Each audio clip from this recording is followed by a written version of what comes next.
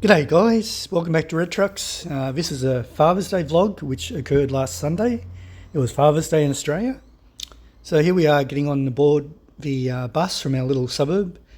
We had to get a bus to Sutherland to catch a train to the city. And yeah, it was a great day. Here's the bus leaving. Beautiful day outside, 26 degrees. Here we are on the train going over the Como Bridge. It's a 40-minute trip from our place to the city, and in a matter of time we're there. Here's the circular quay. We're about to pull into the station. Here we go. Here's the view from the train, looking out onto Sydney Harbour, the Sydney Harbour Bridge and the Sydney Opera House. So we got off the train, went down the escalators, and the very first wharf was actually the one we wanted to go to. And I saw these vending machines, and I thought, oh, I've seen those before in the Hurstville train station, so I'll go and check them out. I promise you guys, one day I'm going to use one of these machines and actually buy something as soon as I figure out how to use them. I know you use a credit card, you get a token, you put in, you turn the handle, and then a little toy comes out in a plastic container. So yeah, one day I'll do it, but not today. Her missus was with me. So anyway, we left that, we went through the turnstiles, got onto the ferry platform, waited for our ferry, and here it comes. It's a Scarborough. It's a smaller ferry. I told my missus we better do this early to avoid the crowds. So we were at this terminal at about 8:30. The market opened at 8:30. So there was only about 20 people on the whole ferry wharf on this particular one. So that was awesome. So here we are. We've got the front row seats on the ferry, right at the front of the ferry, whatever you call it. Is it the stern? No, not stern. The bow? I think it's the bow. Anyway, we're looking at another ferry, the Esme Timberi, and we're about to reverse. So here we go. Just looking at the skyscrapers before we leave. Take a look at that sky. How blue is that? I swear someone just coloured that sky in. It wasn't a cloud in the sky either. It's just all blue. So when you're ready, skipper, we'll back it up and we'll get on our way, eh?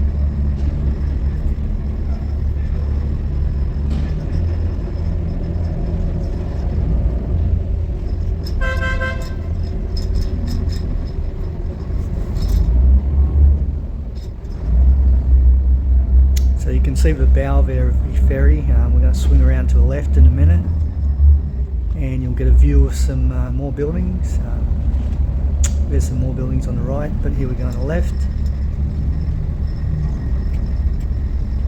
It was just the perfect day, 26 degrees forecast. It was about 20 at the time that we got on a ferry, but did get it to the 26 predicted maximum. We're just going to pan around to the building that's affectionately known as the Toaster. There it is. And then the Sydney Opera House. We're going to encounter a bit of wind noise here because I didn't have an external mic. I'm just using my old Samsung S21. Just to the left there was the overseas passenger terminal, but there were no cruise ships today, which was unfortunate. So here we are, we're on our way. The actual trip from Circular Quay to Milson's Point, where we're going, is only about 5 minutes. So you'll see we get closer and closer in a short matter of time.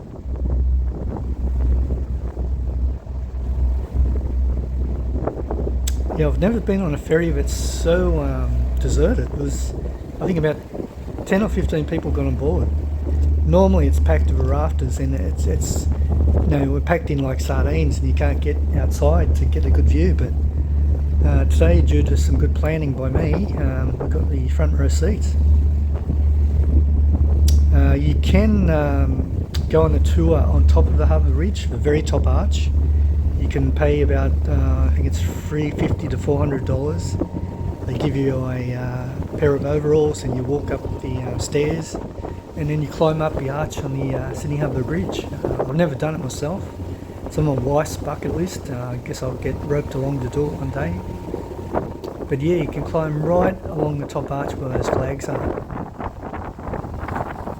for about, well, give or take $400.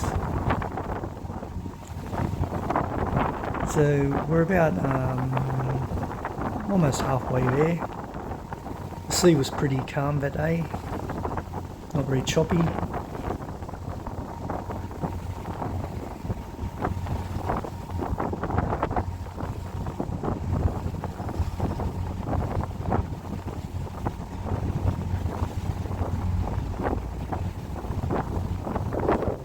So in a minute I'm going to circle the area where we're heading, where the actual market is held, Kirribilli markets. Here we go, we're going to circle it there.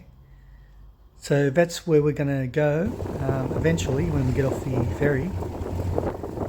We need to walk up a small hill and then go into the market. Just passing under the Sydney Harbour Bridge now. We didn't get the ferry back, we actually took a train back. That Ferris wheel you see is Luna Park, Sydney, opened in 1935. At the time that we arrived it wasn't open, it didn't open until 10 AM.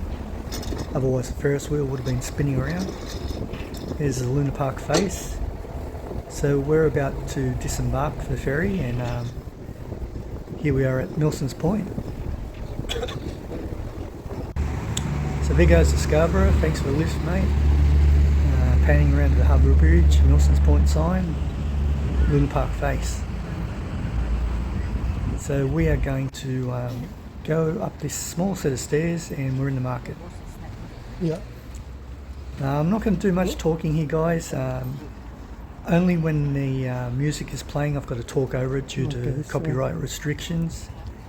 So other than that I'm just going to let you guys enjoy the market.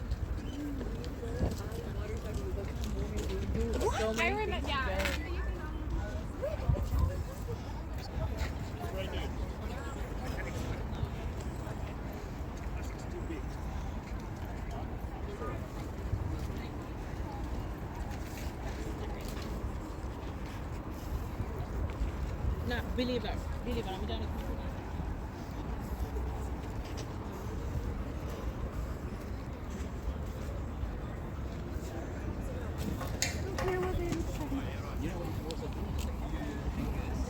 So I'll just give you a bit of background info on Kirribilli markets. It was first held on January 21st, 1976. It can hold 220 stalls on a good day. It's one of Sydney's oldest markets. It sells new and recycled fashion. Emerging local designers have stalls here. Arts and crafts, jewellery, plants, gourmet food.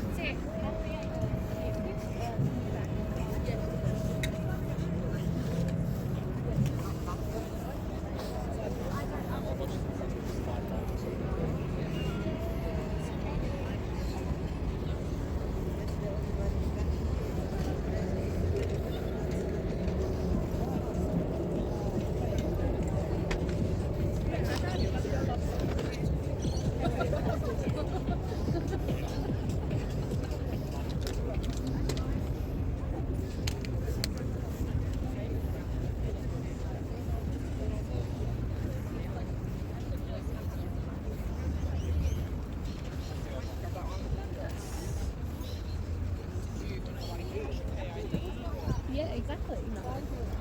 我只是说暂时先放在这里。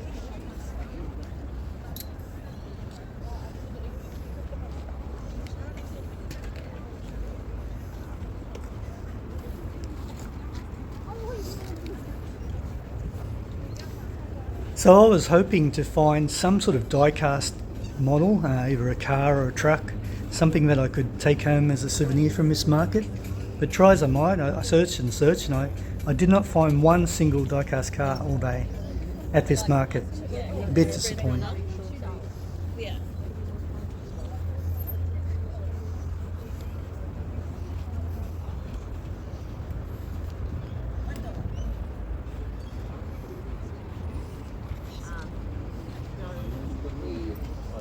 Sit outside. from wow.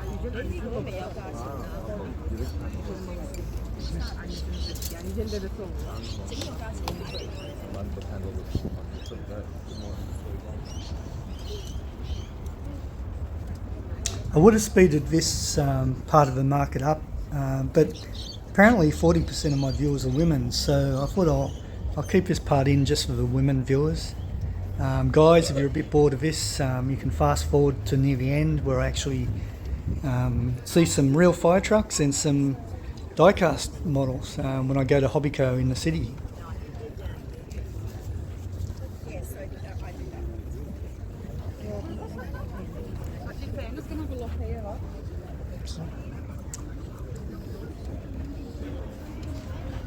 But as you can see, it's mainly clothing, mainly women's clothing, lots of handmade trinkets and things, little toys for, handmade toys for kids, like soft toys.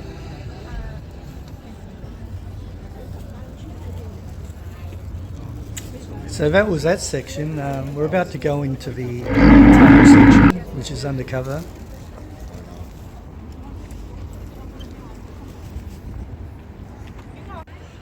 Here we are at the tunnel area.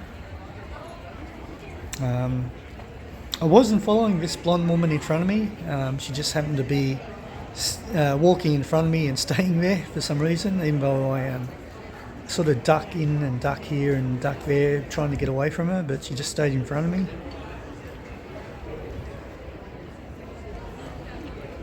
As you can see, I'm about to duck into this little bit on the left here to try and let her get ahead of me, but I catch up to her again.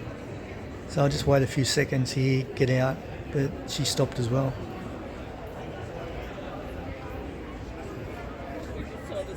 Pretty much more of the same under here, jewellery and paintings and clothing. I'm going to see a macaron stall in it. There you go. Macaroon or macaron, depending where you're from.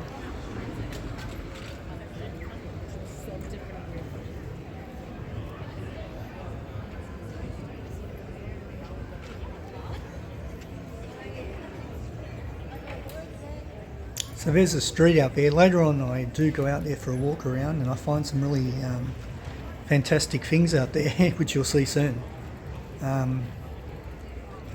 Yeah, by the time I'd done 3 complete laps of the whole market, my wife had only gone halfway through and she rang me up and said, I'm going to need another hour at least. So I thought, okay, if you're going to be here for another hour, I'm going to sit down and play on my phone, or I'm going to go and get something to eat, or I'm going to go for a walk outside, which I did. And when I went for a walk outside, you're going to see pretty soon what I found. It's pretty unbelievable. I couldn't believe my luck, what I saw out in the street.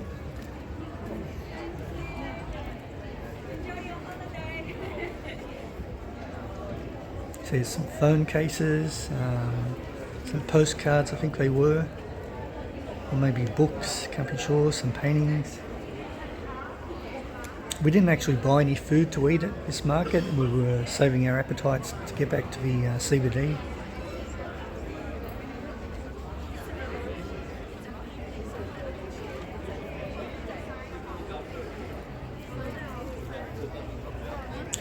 My daughter had to work all day, or most of it Sunday, so she couldn't join us, but we catch up with her later on to have dinner. So I think we're going to go and have a look at some of the food vendors now, just to show you what sort of food's on offer. Just have a quick look at the buildings. There's a gozlemi tent. Don't mind a gozlemi, a spicy mince one, or a cheese and spinach. Pretty nice.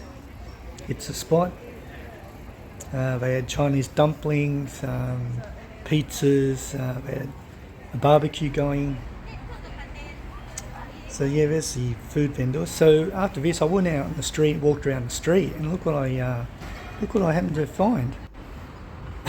A Scania. I think it's a 310 or a P300. I'm not sure. It's a Scania pumper anyway, from the Crow's Nest station. So I thought, wow, it was really worth coming out on the street to find this. I didn't find any diecast, but I found some real fire trucks. So I was looking at that, and next minute I hear this truck coming up the road, and I look, and it's another fire truck. another Scania P310, I believe, from Neutral Bay Station, and that pulled up alongside the Crow's Nest pumper. And I thought, could I find another one? You know, things happen in trees. So I can hear this rumbling coming up the hill, and look at this beauty. A quadruple axle Scania aerial appliance. I could not believe my luck finding this. It looks a bit like the one I was driving behind a few weeks ago, but this one's from the Crow's Nest station, so it was a different one. So after that, we hopped on the train and we went back to the Sydney CBD, and we walked around a bit, and I ended up in the QVB building, the Queen Victoria building. And you know what's in the Queen Victoria building, don't you? Yep, Hobbyco, Sydney's best hobby store. So I said to my wife, give me about an hour in here and go find yourself a seat and I'll be out in a jiffy. So here I am just filming. I've had to do a voiceover because Hobbyco always play in-store music. So there were actually customers being served in the main car diecast section, so I had to go down to the aircraft section to bide my time until they moved on. So we're just looking at a few of the aircraft from various wars and air forces. These are all locked behind glass cabinets. This middle cabinet is Australian aircraft, starting off with aircraft from the Air Force, Royal Australian Air Force, F-35s, and what else you got there? Tomcats, I think. Then it's onto the commercial planes in Australia, onto the Qantas aircraft. I really like this old 4-propeller plane. Some small ones down there.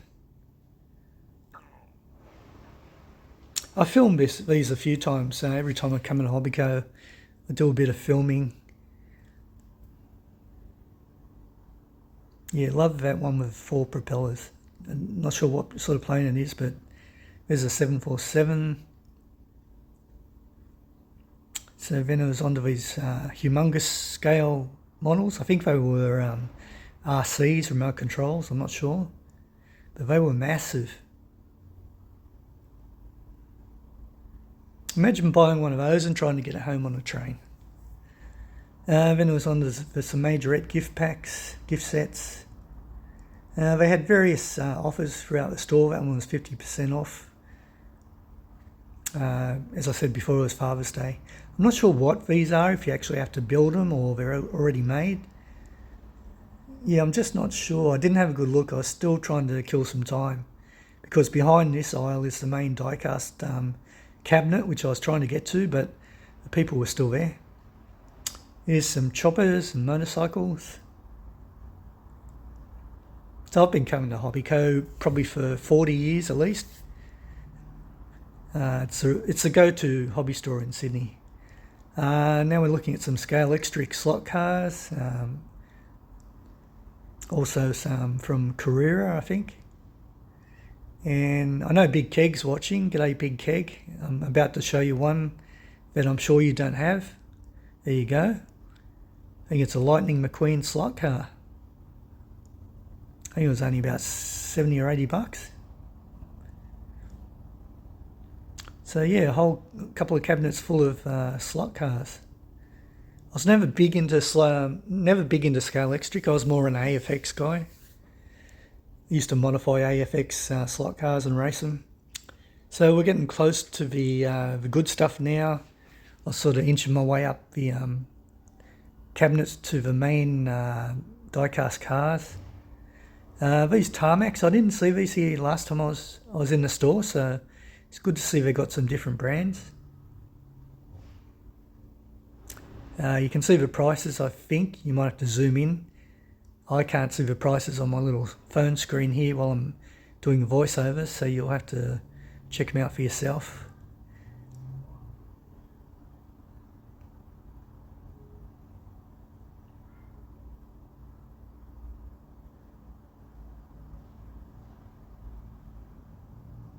Got some little figures down below.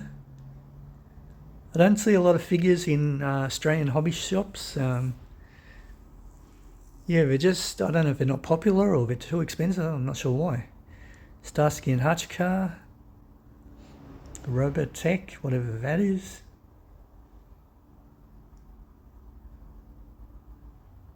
Rocky, yo Rocky. Construction vehicles. There were a lot more last time I was here, so maybe they're phasing them out. Some prime movers down there. So here we are into the good stuff, guys. Finally, I got a chance to do some filming at this cabinet. Some smaller Aussie cars. These were, I think, about 25 bucks. Seemed quite reasonable. Some Fords there. Australian touring cars.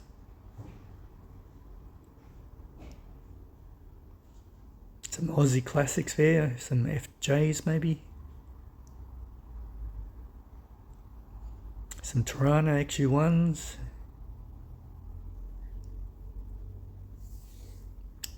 You can see the prices. There was a discount there, $199.99. A couple of nice Ford Falcons. Falcon Ute. Some sort of twin set down there. I don't know what that was about. So they had the Monopoly guy figure with these little cars.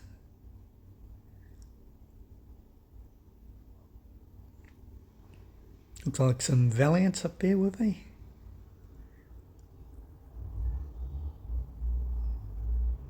$50% off. So a lot of them were about 300 bucks, so 150 is not too bad, I guess. Row of Camaros up the top there. I think they were Z28s. Sierra.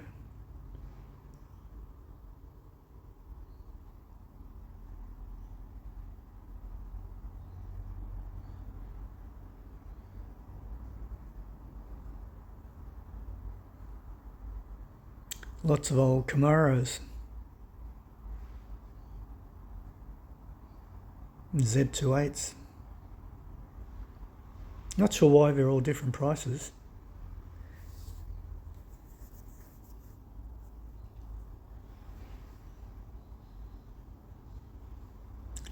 Yeah, I'm not really into these larger scale models. I think I've got one 118 model and a 128 scale model. That's all. The rest are all 143s and 164s. So anyway, guys, that was Hobbyco. Just looking at a few Barragos now. Next up, I'm going to show you what my daughter bought me for my Father's Day dinner. Went to a Chinese restaurant and I had grilled barramundi with papaya salad, some dumplings with fish eggs on top. Then we had an assortment of dishes, rice paper rolls and sweet and sour pork and all sorts of good stuff. It's making me hungry looking at it. Thanks for watching, guys. Leave a comment. Bye.